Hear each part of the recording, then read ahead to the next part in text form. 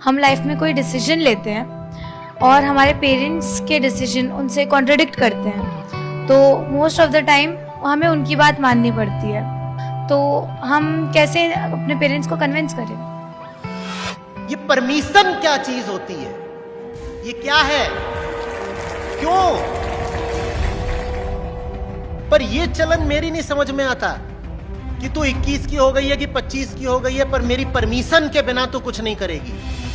मातृत्व की, पेरेंटिंग की भी सार्थकता इसी में होती है कि हमने अब एक ऐसी औलाद खड़ी कर दी है जो सक्षम है, सबल है और अपने जीवन के निर्णय स्वयं ले सकती है। अगर पेरेंट्स ने सचमुच अच्छी पेरेंटिंग करी है तो एक उम्र के बाद उन्हें अपनी संतान के जीवन में हस्तक्षेप नहीं करना होगा।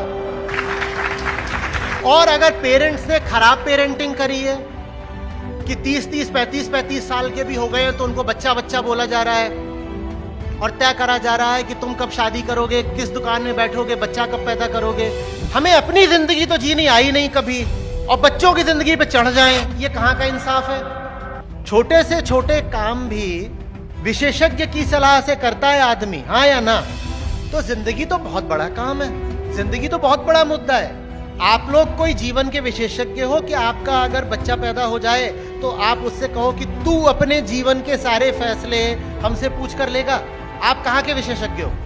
तुमने खुद ही अगर एक बंधा हुआ जीवन जिया है तो तुम अपनी औलादों को भी विवश करोगे वही बंधा हुआ जीवन जीने के लिए। और जब औलादें, विशेषकर लड़कियां, तुम्हारी बात नहीं मानेंगे तो तुम कहोगे अरे ये देखो ये ज्यादा इसके पर लगाए हैं, अभी इसके पर काटे देते। या फिर ताने मारोगे, कहोगे ये देखो हमने ही पढ़ाया लिखाया, हमारा एहसान नहीं मानती है, बहुत चली है पंछी बन के उड़ने के लिए। ये प्रेम की बात नहीं है और इसमें कोई गरिमा भी नहीं है। रिश्ते सही बनाना सीखो, जानो कि प्रेम कहते किसको है और तब फिर ऐसे सवाल नहीं पैदा होते।